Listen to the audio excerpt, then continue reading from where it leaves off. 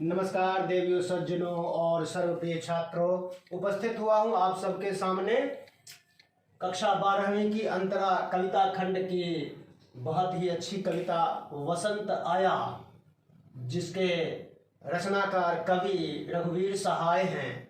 इनका जन्म 1929 में लखनऊ उत्तर प्रदेश में हुआ था। इनकी संपूर्ण शिक्षा भी लखनऊ में ही हुई। 1951 में इन्होंने अंग्रेजी विषय में एमए किया था।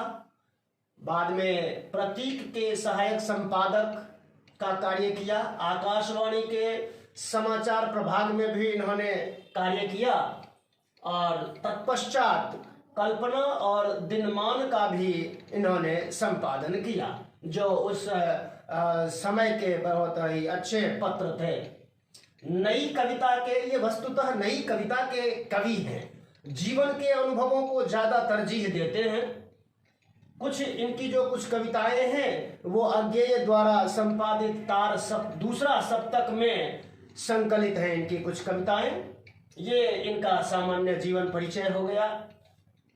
इसके बाद इनकी रचनाओं के बारे में थोड़ी सी बात कर ले तो इनकी काव्य रचनाएं हैं सीढ़ियों पर धूप में, आत्महत्या के विरुद्ध, और बहुत ही मशहूर कविता रही है हंसो हंसो जल्दी हंसो और लोग भूल गए हैं। ये संपूर्ण रचनाएं रघुवीर सहाय रचनावली में संकलित हैं।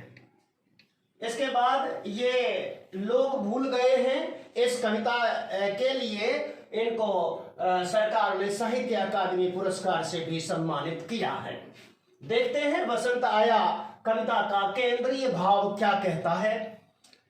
इसमें मानव का प्रकृति से जो बिछोह हो गया है, प्रकृति से जो दूरी हो गई है मानव की, आज के वर्तमान मानव की, उसका वर्णन किया गया है। वर्तमान जीवन की एक विडंबना है यह। प्रकृति से नजदीकी प्रकट करना एक अभिष्ट है कवि का। आधुनिकता को इसलिए उन्होंने चुनौती भी दी है। आगे बात करते हैं संदर्भ प्रसंग की। तो यह जो कविता है ये रघुवीर सहाय की कविता है और इस कविता में प्रसंग आप इसी को ले सकते हैं, केंद्रीय भाव को ले सकते हैं। आइए देखते हैं कविता की व्याख्या, एक एक लाइन की व्याख्या। वसंत आया, जैसे बहनदा कहती है, ऐसे किसी बंगले के किसी तरु अशोक पर कोई चिड़िया कूकी। चलती सड़क के किनारे लाल बजरी पर चुरमुराए पांव तले ऊंचे तरुअर से लदे बड़े बड़े पियराए पत्ते। कवि प्रातः काल में कहीं भ्रमण करने के लिए निकले हैं और बहनदा कोई महिला कहती है उनसे, कहती सी है, कोई चिड़िया अशोक के पेड़ पर, अशोक वृक्ष के पेड़ पर कोई चिड़िया कुहुक उठी। ये कुहुकी, कुहुकना का ही तद्भव रूप है। तद्भव शब्दों का भी इन्होंने प्रयोग किया है बहुत अच्छे से। चलती सड़क के किनारे, सड़क के किनारे जो लाल बजरी पथरीली मिट्टी है उसके नीचे कुछ पत्ते जो गिर जाते हैं, पीले पीले पत्ते, वो पांव के नीचे पड़ करके चरमराते से हैं, चरमराने की सी आवाज आती है। कोई 6 बजे जैसे गर्म पानी से नहाई हुई हो, कोई 6 बजे सुबह जैसे गर्म पानी से नहाई हो, खिली हुई हवा आई, खिड़की सी आई चली गई। प्रातःकाल सुबह में ये घूमने निकले तो उन्होंने क्या देखा, जैसे कि गर्म पानी में नहाई हुई, थोड़ी सी गर्माहट ली हुई वो हवा, घूमती सी गोल गोल घूमती सी हुई हवा, वासंती हवा आई और चली गई। शरीर को छू करके वातावरण को मदमस्त करती हुई वह हवा आगे बढ़ गई, चली गई। ऐसे फुटपाथ पर चलते चलते चलते कल मैंने जाना कि वसंत आया। फुटपाथ पर ऐसे ही चल रहे थे कि उनको मालूम हुआ कि वसंत आ गया है। कैसे? और यह कैलेंडर से मालूम था। आजकल कैलेंडरों से ज्यादा ही चीजें मालूम होती हैं, क्या हो रहा है वसंत में। हर जगह पर वसंत के बहार ही बहार है, चिड़िया कुहुक रही है और भी नए नए कोमल पत्ते आ रहे हैं। प्रकृति में जो भी बदलाव होता है वो सब हो रहा है, अपनी अपनी जगह पर हो ही रहा है। लेकिन आधुनिक मानव को आज के जीवन के द्वारा जो जीवन शैली है उसमें आज के मनुष्य को वो सब अनुभूत नहीं होता है, केवल कैलेंडरों से और समाचार माध्यमों से ही पता लगता है। और फिर अमुक दिन अमुक बार मदन महीने की होवेगी पंचमी, वसंत पंचमी, मदन महीना, वसंत का महीना, कामदेव का महीना, जो उसकी पंचमी तिथि होती है जिसमें सरस्वती का पूजन खास रूप से करते हैं, वसंत पंचमी के नाम से उसको जानते हैं। और दफ्तर में छुट्टी थी, काम पर ऑफिस में भी छुट्टी थी, तो छुट्टी होने के कारण भी कवि को वसंत के आने की सूचना मिलती है, क्योंकि वसंत पंचमी गजेटेड हॉलिडे होती है। तो इससे पता लगा कवि को कि वसंत आ गया है। दफ्तर में छुट्टी थी, यह था प्रमाण। और कविताएं पढ़ते रहने से यह पता था कि दहर दहर दहकेंगे कहीं ढाक के जंगल, दहर दहर दहकेंगे कहीं ढाक के जंगल, आम बौर आवेंगे, ढाक के जंगल दहक दहक कर धधक धधक कर जलेंगे, है ना। और आम पर बौर आएगा, है ना। आम के आने से पहले फूल, मंजरी उसको बोलते हैं, जो वसंत महीने की खास पहचान है।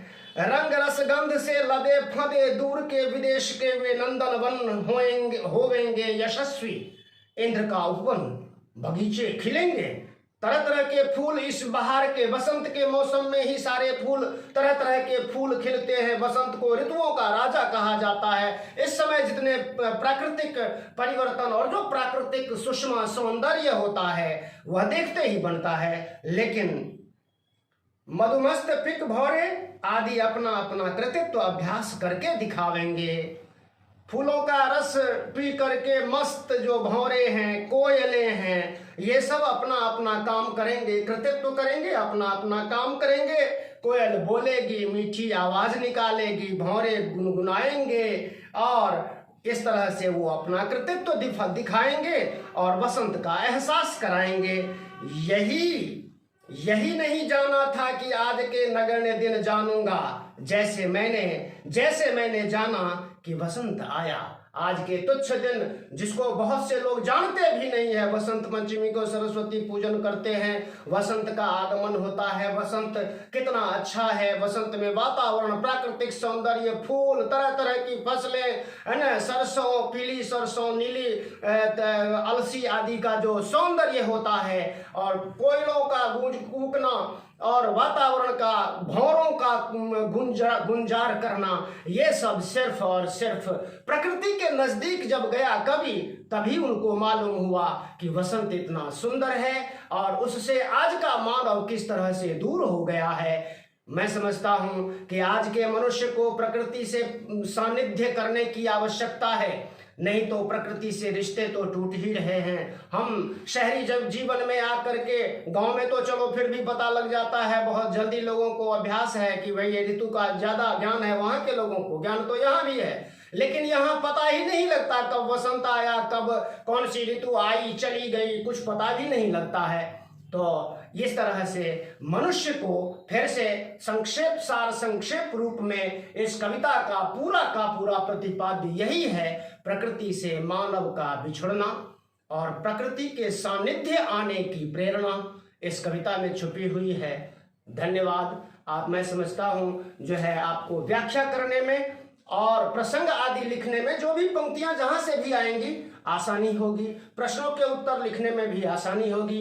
आइए एक नजर डालते हैं काव्य सौंदर्य पर। यह बहुत अहम चीज है। जब भी आप किसी कविता की व्याख्या करें तब उसमें काव्य सौंदर्य अवश्य लिखें, भाषा लिखें, अलंकार लिखें, छंद आदि भी लिखें, तो अच्छे नंबर मिलते हैं।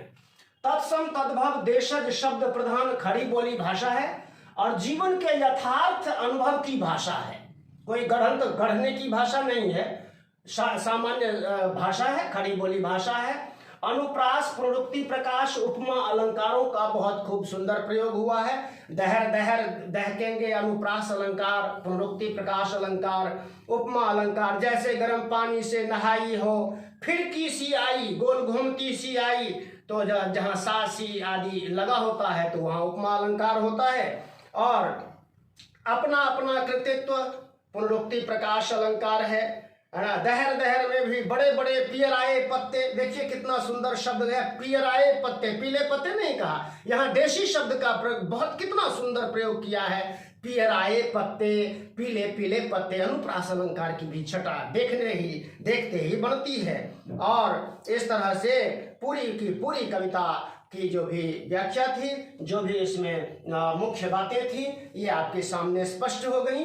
फिर से एक बार अनुरोध करूंगा, जिन लोगों ने चैनल को सब्सक्राइब नहीं किया है, please like, share, comment, subscribe, press bell icon and select all. Thank you for watching. जय हिंद, जय भारत की।